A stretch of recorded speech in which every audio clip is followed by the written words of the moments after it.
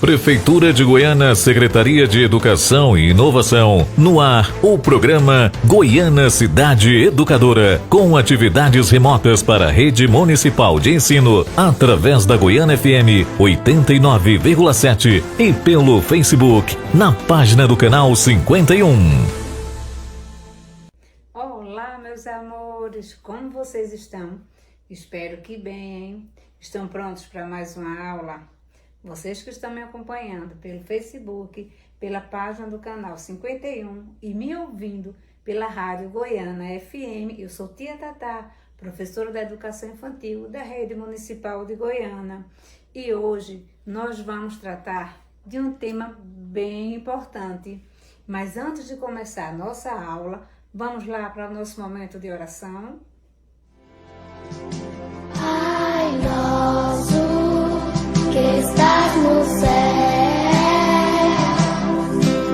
santo é o teu nome, venha a nós teu reino, seja feita a tua vontade,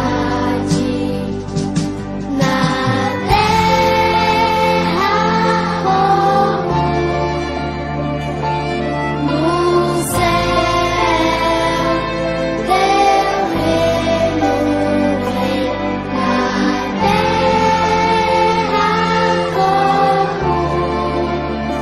na terra como no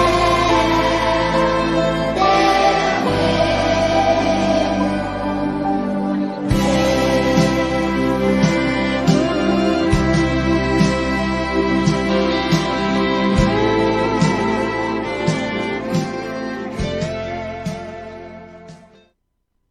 Hoje, a nossa aula será sobre os direitos e deveres do estudante. E para que a nossa escola funcione muito bem, ela precisa de ordem e da nossa cooperação, inclusive de vocês, estudantes. Assim como na nossa casa, na escola, também temos direitos e deveres. Vocês sabem o que são direitos e deveres? Vamos descobrir juntos? Direitos e deveres do estudante. Os direitos é tudo aquilo que nós temos garantido por lei.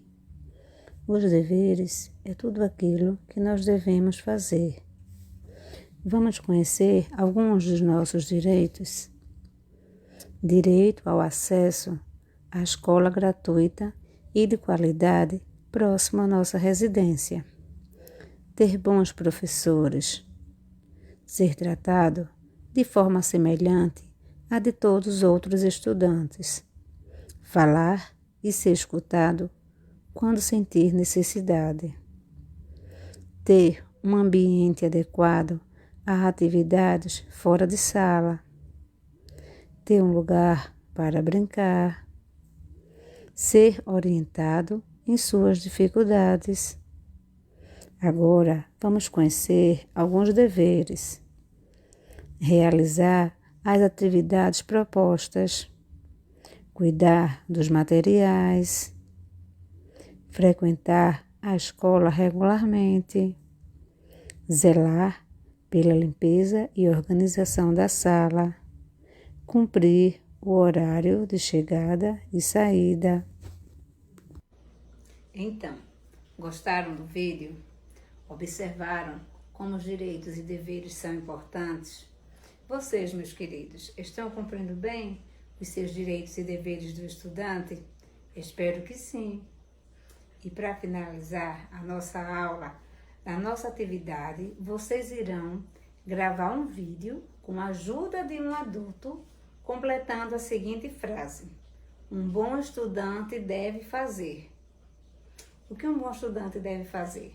Vocês vão lá completar a nossa frasezinha gravando esse vídeo, tá? Caprichem! E lembrando, tá? Não devemos esquecer que ainda estamos na pandemia. Por isso, se precisar sair de casa, use sempre a máscara. Lave bem as mãos com água e sabão.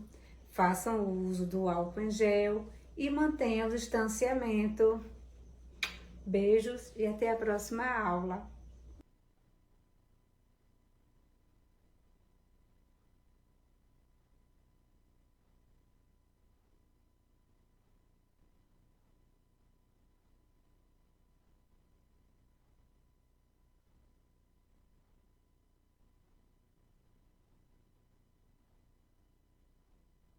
Pessoal, estamos de volta aqui para mais uma aula de matemática. Eu sou o professor Vladimir Rodrigues e vamos lá. Na aula de hoje vamos falar sobre os números, problemas envolvendo diferentes significados da adição e da subtração. Para acrescentar, separar, retirar e comparar. Vamos lá? Vamos iniciando pela adição. Certamente, você já deve ter ouvido falar que adição é a mesma coisa que somar, juntar, agrupar. Usamos para estas situações o sinal de mais. Vamos relembrar que unidade, dezena e centena. A cada conjunto de centena, nós temos 10 dezenas ou 100 unidades. A cada coluna de dezena, nós temos 10 unidades. E aí cada cubo vale uma unidade. Resolver agora, vamos lembrar que primeiro somamos as unidades, depois as dezenas e por fim as centenas. Observem aí colega mostrando para vocês. Temos 120 mais 233. Temos uma centena, 2 dezenas e 0 unidades. Mais 2 centenas, 3 dezenas e 3 unidades. Essas duas linhas correspondem às parcelas da nossa operação. Nosso resultado, que é a soma ou total, nós vamos somar sempre da direita para a esquerda. Observem que temos 0 unidades na primeira parcela, mais 3 unidades na segunda parcela. Resposta: 0 mais 3, 3. Nós temos a soma ou total aí, 3. Vamos agora para a casa das dezenas. Nós temos 2 dezenas na primeira parcela, mais 3 dezenas na segunda. Somando 2 mais 3, nós temos aí 5. Mais 3, 5. 5 dezenas. É a nossa soma ou total. Vamos então agora para a casa das centenas. Uma centena mais 2 centenas é igual a 3 centenas. Lembrando de colocar sempre número abaixo de número, respeitando sempre a sua casa decimal. Temos aí uma situação problema. Os irmãos Cláudio e Luciano resolveram contar quantos reais têm juntos para saber se podem comprar um celular que está na promoção por R$ 780. Cláudio tem R$ 310 e Luciano tem R$ 216. Observem aí a situação. Valores diferentes que nós temos que agrupá-los para identificar. Nós temos que identificar quais são as centenas, as unidades, as dezenas e as unidades. Temos aí 3 centenas, uma dezena e 0 unidade, mais 2 centenas, uma dezena e 6 unidades. Eu vou dar um tempo para que vocês façam esse cálculo aí de casa. Respondeu, vamos fazer juntos. Vamos lá ver se acertaram. Nós temos aí 0 mais 6 unidades, 0 unidades mais 6 unidades vai ser igual a quanto? Vai ser igual a 6. Então, o 6 na casa das unidades. Uma dezena mais uma dezena será igual a 2 dezenas. 3 centenas mais 2 centenas será igual a 5 centenas. Teremos aí, então, 526. 5 centenas, 2 dezenas e 6 unidades. Ou seja, Cláudio e Luciano juntos têm R$ 526. Vamos para a próxima. Ver então subtração. Subtração também conhecida como conta de menos, ato de subtrair ou retirar.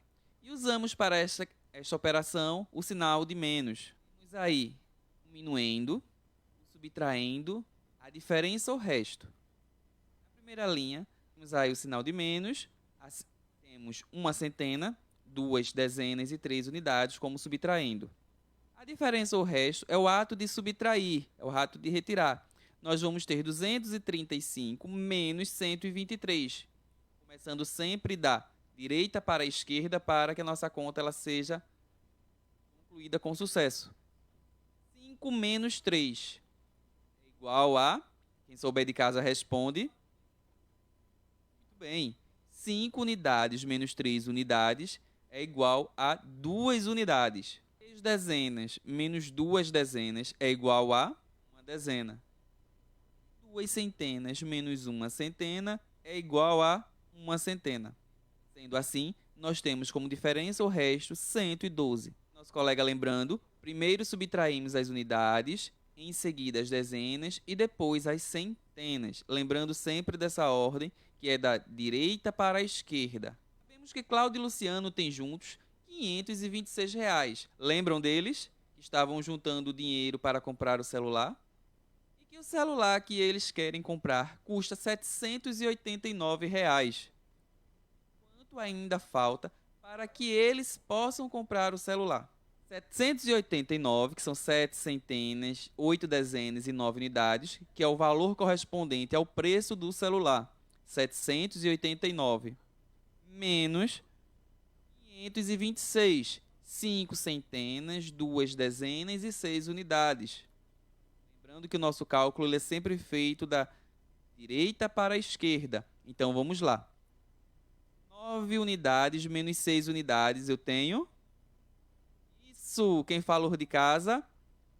Temos 3 unidades. Temos 8 dezenas menos 2 dezenas. Ficamos com 6 dezenas. 7 centenas menos 5 centenas. Eu fico com isso. Ficamos com 2 centenas. O valor que falta para Cláudio e Luciano poderem comprar o celular que eles querem, que está na promoção, é de R$ 263. São 2 centenas, 6 dezenas, 6 unidades. Tem uma papelaria. Hoje ela comprou a seguinte quantidade de papéis: 6 centenas, 8 dezenas e 9 unidades. Quantas folhas de papéis ela comprou? Quantas centenas ela comprou? Minha mãe comprou 6 centenas. Eu vou colocar o 6 na casa da centena. 0 dezenas e 0 unidades. Quantas dezenas ela comprou? A linha de baixo. 8 na casa das dezenas e 0 na casa das unidades. Mais 9 unidades. Eu vou preencher o espaço no número 9. Vamos somar.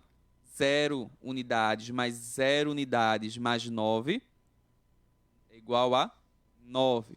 Vamos para a casa das dezenas. 0 dezenas mais 8 dezenas mais 0, que não tem nada aqui embaixo do 8. Vamos ter 8 dezenas. Número algum abaixo do 6. Então vai ser 6 mais 0, que vai ser igual a 6. Então minha mãe comprou 689 unidades de papéis. Folhas de papéis. Certo? Vamos para o próximo desafio. Encomendar 4 centenas e meio de coxinhas. 3 centros, 4 dezenas de croquete, 2 centros de empadas e 9 dezenas de balinhas de coco para a minha festinha. Os salgadinhos ela encomendou. Vamos lá. E ela encomendou primeiro 4 centenas. Vou colocar o 4 na casa da centena e meio de coxinha. Meia centena corresponde a quanto, pessoal? Mesmo, a 50 unidades ou 5 dezenas. Então vamos colocar o 5 na casa da dezena e o 0 na casa da unidade. Em seguida, ela encomendou também 3 centros e 4 dezenas de croquete. Vamos colocar o 3 na casa da centena, 4 na casa da dezena e 0 unidades. Também encomendou empadas. Ela encomendou 2 centros de empadas. 2 centros, vou colocar aqui, ó, na terceira linha, o 2 na casa da centena. As empadas, ela não encomendou mais nenhuma dezena e nenhuma unidade. Então 0 e 0. Encomendou também 9 dezenas de balinhas. Então 9 na casa das dezenas de balinha de coco. Vamos colocar aqui na dezena o número 9. E agora vamos somar. Somem aí e vamos ver o resultado. Vou esperar vocês responderem para a gente poder continuar. Bom que vocês conseguiram. Quem não conseguiu, vamos ver agora. 0 mais 0 igual a 0. Mas tem 0 aqui também, ó.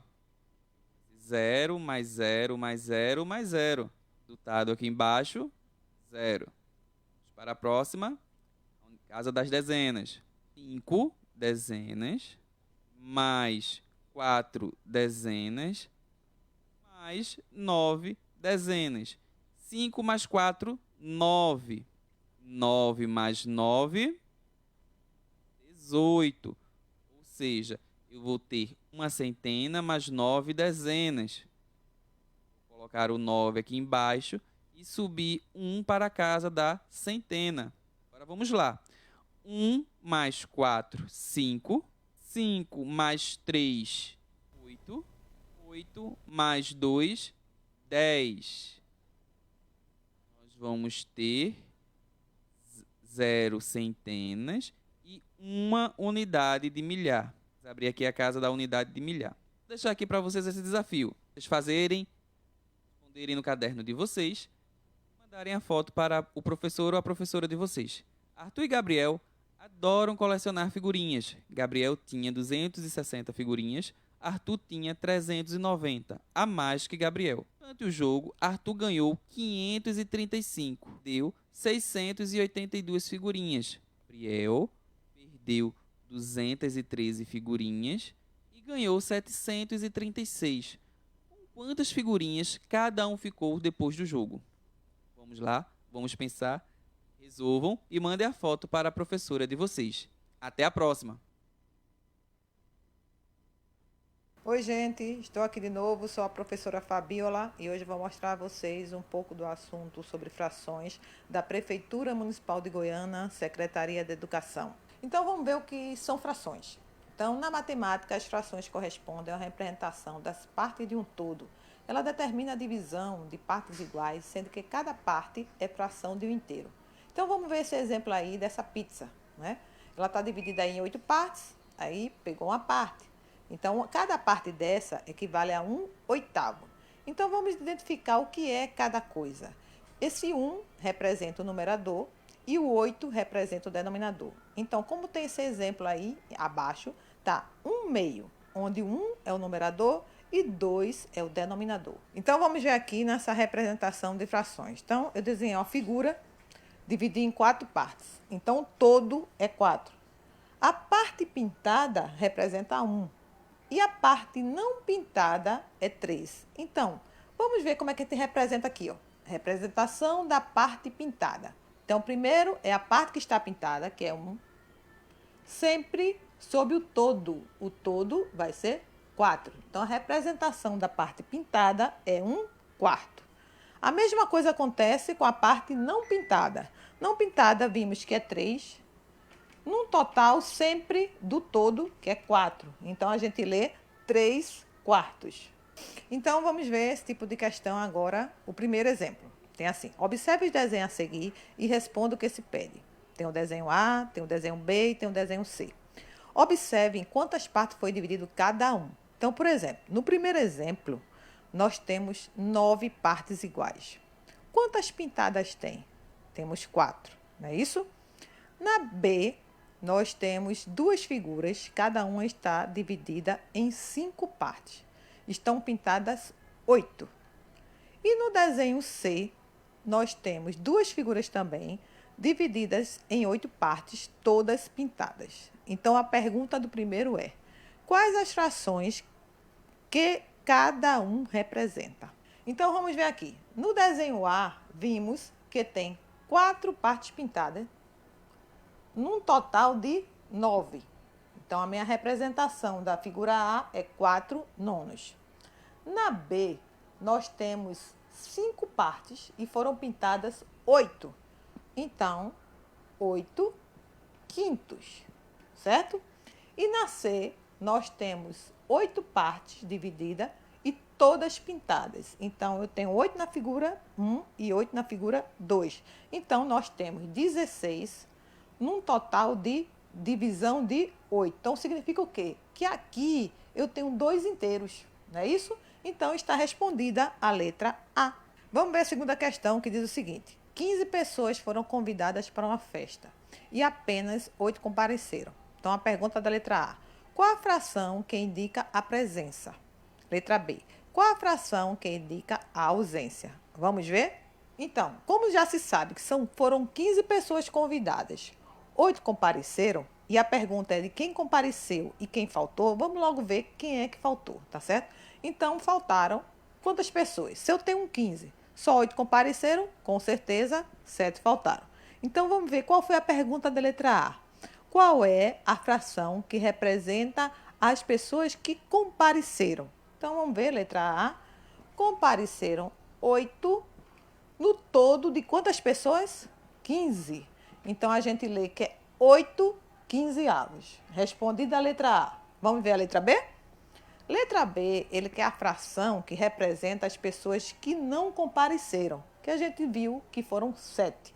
Então, ó, são 7 pessoas para o total de pessoas que foram 15. Então, 7 quinzeavos é a fração que representa das pessoas que não compareceram. Pronto, vamos ver essa questão agora em relação à comparação de frações. Então, a gente sabe que comparar é a gente analisar, ver quem está maior, quem está menor. Então, vamos ver esse primeiro exemplo aí. A pergunta é, qual é menor? 2/3 ou 2/9? Letra A está dizendo que é 2/9, letra B está dizendo que é 2/3. Vamos ver? Então, vamos lá. Eu fiz aqui a figura, né? 2 barras com o mesmo tamanho. Uma eu dividi em 9 partes, a outra eu dividi em 3 partes. Então, veja. A primeira são 2 partes pintadas, a segunda também 2 partes. Observe que aqui, ó, é bem maior do que aqui. Então, mas observe outra coisa. O numerador está sendo o mesmo. Os denominadores é que são diferentes. Então, se a gente fizer como a figura, a gente sabe bem identificar quem é o maior. Então, de cara, estamos vendo que o maior é 2/3 e o menor é 2/9. Então, vamos ver como é que vai ficar a resposta? Então, a pergunta é, qual o menor? 2/3 ou 2/9? Com certeza, 2/9, porque você até pode pensar o seguinte, se está dividindo para mais pessoas, vocês pensam em pessoas. Mais pessoas vai ficar menos valor. Então, o menor é a letra A, 2/9. Vamos ver essa questão 2, que diz assim, complete 12 sobre 47 e 12 sobre 46, utilizando menor, igual ou maior. Então, ele quer saber se quem é maior que quem ou se por acaso são iguais. Então, vamos ver aí. Se os numeradores são iguais e os denominadores diferentes, vamos voltar àquela questão. Se está mais dividido, menor ele é. Então, eu sei que o maior é quem tem menos denominador, o menor denominador. Então, quem tem menor denominador é 12 sobre 46 avos. Então, a opção que tem o número, o símbolozinho de menor é a letra B. Então, eu posso dizer que 12 sobre 47 é menor que 12 sobre 46. Letra B de bola. Questão 3. Diz o seguinte, 16 de 30 alunos da turma A gostam de nadar e 16 de 37 alunos da turma B gostam de nadar. Determine qual classe tem uma fração maior de alunos que gostam de nadar. A, classe B ou B, classe A. Vamos ver? Então, vamos observar, eu fiz aqui um resumo do que está escrito na questão, né? Diz que na turma A são 30 alunos, 16 gostam de nadar. Então, vamos ver logo a fração que ela representa. 16 gostam de nadar, num total de 30 alunos. Pronto, já é a minha fração da turma A. Na minha turma B, tenho 37 alunos e 16 gostam de nadar. Então, vamos observar que nossa fração será 16 sobre 37. Então, qual é a pergunta que ele fala? Qual classe tem uma maior fração de alunos que gostam de nadar? Observem que é da mesma forma, ó, numeradores iguais. Então, quanto mais dividido, menor ele é. Mas ele quer saber quem é o maior. Então, o maior é quem tem menor denominador. Então, no caso, é a turma A, que é 16 sobre 30 avos. Turma A, vamos ver? Então, vamos ver. É a classe B ou a classe A? Vimos que é a classe A. Então, alternativa, letra B. Vamos ver a questão 4. Leonardo e Carlos estão pintando seus quartos. Leonardo pintou 3 quartos. Aí você tem que colocar como tracinho, que está um errinho. 3 quartos do quarto dele. Carlos pintou 3/5 do quarto dele. quem pintou mais? Então, o mesmo processo. Os numeradores, todos iguais a 3. Então, quer saber quem pintou mais? Quem pintou mais é quem tem menor denominador. Que, no caso, quem tem menor denominador é Leonardo, que pintou 3/4. Então, ele pintou mais do que Carlos. Então, opção, letra A, Leonardo. Então, vamos ver o que são frações equivalentes. Frações equivalentes são aquelas que, aparentemente, elas são diferentes, mas que possuem o mesmo resultado. Sendo assim, elas representam a mesma parte de um todo, indicando a mesma quantidade. Então, vamos observar o seguinte. Nessa letra A, que tem frações equivalentes de 1/5. Então, para a gente achar a fração equivalente, basta só a gente multiplicar. Eu posso multiplicar por 2, posso multiplicar por 3, por quanto eu queira. Sempre o resultado será o mesmo. Então, vamos ver a próxima questão? Então, vamos ver a questão, o que é que fala. As frações abaixo são equivalentes. Indique o número pelo qual multiplicamos ou dividimos os termos da fração da esquerda para chegar na fração da direita. Então, vejam, lembrando que as frações equivalentes eu posso multiplicar, também eu posso dividir, mas eu sei que elas valem a mesma coisa. Então, vamos ver a letra A, como é que eu vou fazer. Então, vamos ver.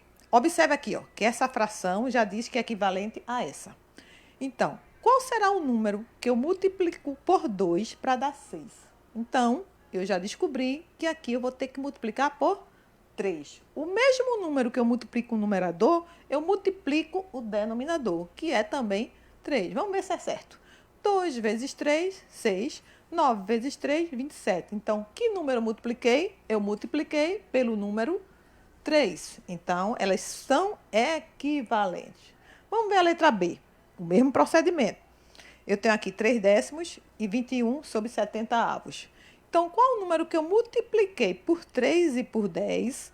Que multiplicando por 3 deu 21, multiplicando por 10 deu 70. Então, 3 vezes que número que é 21? Esse número é 7. Então, aqui tem que ser o mesmo número, não pode ser número diferente. Então, 3 vezes 7, 21. 10 vezes 7, 70. Então, o número que eu multipliquei foi 7. Vamos ver agora a letra C? Letra C já está um pouco diferente. Observe que aqui na esquerda eu estou o número maior, está com o número maior, e aqui está com o número menor. Então, eu já não vou multiplicar aqui. Eu vou ter que fazer outro tipo de operação. Eu vou ter que dividir. Qual o número que eu divido por 8 e encontro 2? Esse número será 4. 8 dividido por 4 dá 2. 4 dividido por 4 dá 1. Então, o número que eu dividi foi 4. Respondida a questão. Pronto, vamos ver esse tipo de questão agora que diz o seguinte. Qual deve ser o valor de x para que as frações abaixo sejam equivalentes? Aí tem 5 nonos igual a x sobre 36. Vamos ver como é que a gente descobre? Então, voltando ao que a gente aprendeu, a gente tem que multiplicar ou dividir por um número para descobrir esse x. Então, observe logo onde tem só os números. Nos denominadores, aqui eu tenho 9 e aqui eu tenho 36. Qual será o número que eu multiplico por esse 9 que vai dar 36? Então, será 4. 9 vezes 4, 36. Então, o mesmo número que eu coloquei no denominador, eu tenho que colocá-lo no numerador. Então, aqui também tem que ser 4. Então, 5 vezes 4. Então, meu valor de x, que é o que eu quero saber, será 20. Não é muito simples, gente? Pronto, essa questão de retomada, vocês vão tentar fazer. As dúvidas que tiverem, pergunta ao seu professor, tá certo? E espero que vocês acertem tudo, que eu acho que acertam sim. Pronto, gente, espero que tenham gostado da aula sobre frações. E as dúvidas que tiverem, pergunta ao professor, certo? E não esqueçam dos protocolos sanitários. Lave as mãos, coloque álcool e use máscara e evite aglomerações. E até a próxima aula. Beijinhos! Olá, tudo bem com vocês? Sou a professora Wélita da Rede Municipal de Ensino de Goiânia e estou aqui mais uma vez para mais uma aula de ciências. Espero que vocês gostem da nossa aula de hoje, pois ela foi feita com muito carinho. Vamos lá? E hoje temos um assunto assim que vocês podem pensar. Isso é ciências? É sim. O nosso assunto hoje são condutores isolantes de calor e eletricidade. Mas aí vocês vão pensar, muito difícil, 7º ano? É sim, porque também nas ciências a gente estuda biologia, química e física. E o nosso conteúdo é conteúdo de física hoje. Vamos lá? Aí vou fazer uma pergunta e vocês vão ficar pensando assim, o que é que isso tem a ver? A pergunta é, por que usamos casacos em dias de frio? E aí? Vocês já pararam para pensar? Ah, a gente usa casaco porque a gente está com frio. Mas é a gente que está com frio ou é o ambiente que está frio e a gente quer manter a temperatura do nosso corpo? E por que a gente usa casaco e apenas não veste qualquer tipo de roupa? Se a temperatura do ambiente baixa, a gente vai sentir frio. Por quê? Porque a tendência é que o nosso corpo mantenha a temperatura igual à temperatura do ambiente. Então, a gente vai perdendo calor para o ambiente. E quando a gente vai vestir uma roupa mais quentinha, a gente faz com que isso não aconteça. Então, a roupa, ela age como se fosse um isolante térmico. Certo? Então, qual é o objetivo do agasalho? Evitar essa liberação de calor. Por isso, além de grossos, os agasalhos são feitos de materiais conhecidos como isolantes térmicos. Lãs e também fibras artificiais que têm essa função de fazer o quê? De reter o calor. E que materiais são esses que podem ser chamados de isolantes? O calor e a eletricidade, elas precisam de meios, tanto para ser conduzidos como para serem isolados. A lã, o isopor, o plástico e a madeira são considerados isolantes térmicos e também de eletricidade. Porque eles impedem que a temperatura passe para o ambiente.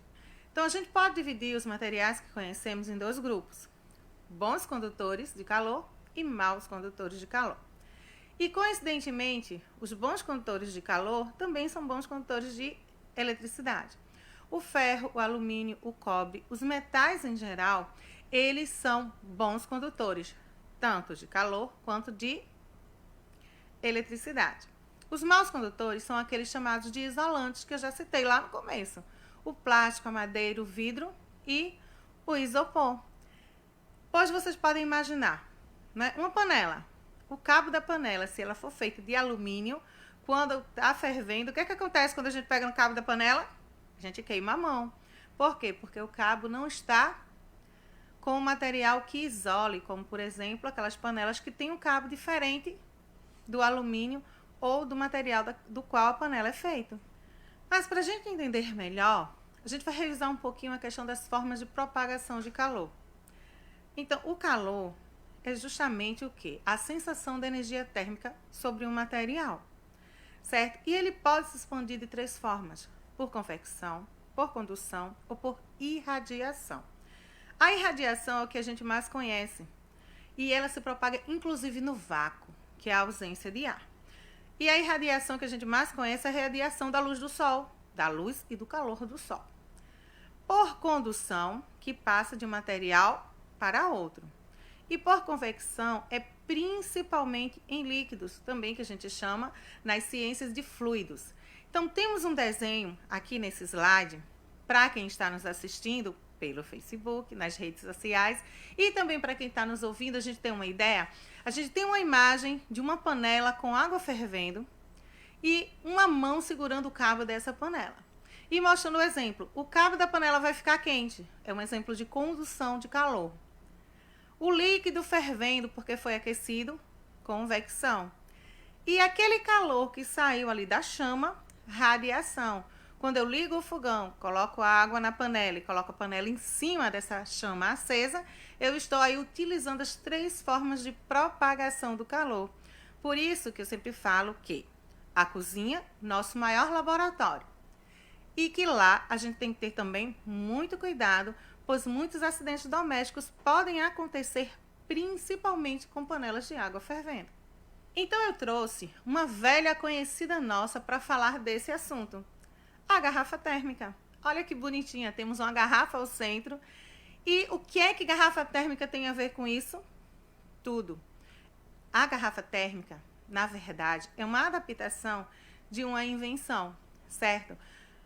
Um cientista chamado James Dewar, aproximadamente 1890, ele criou, certo, um mecanismo para que, quando ele transformasse gases em líquidos, chamados os gases liquefeitos, ele pudesse mantê-los, certo, em temperaturas baixas por mais tempo.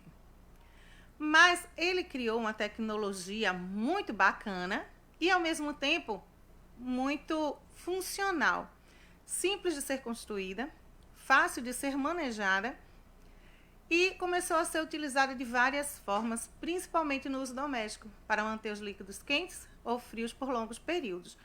Eu tenho o hábito de ler manual de instrução, ler tudo que vem numa embalagem. Quando você compra uma garrafa térmica, lá tem assim especificação: 24 horas de líquido gelado, 12 horas de líquido quente. Mas o que é que tem de tão bacana na garrafa térmica que faz isso? Vamos conhecer? Como funciona uma garrafa térmica? Não sei se vocês, como eu, são curiosos. E a garrafa térmica, vocês já ouviram dizer assim: eita, a garrafa térmica quebrou, mas a embalagem fica intacta.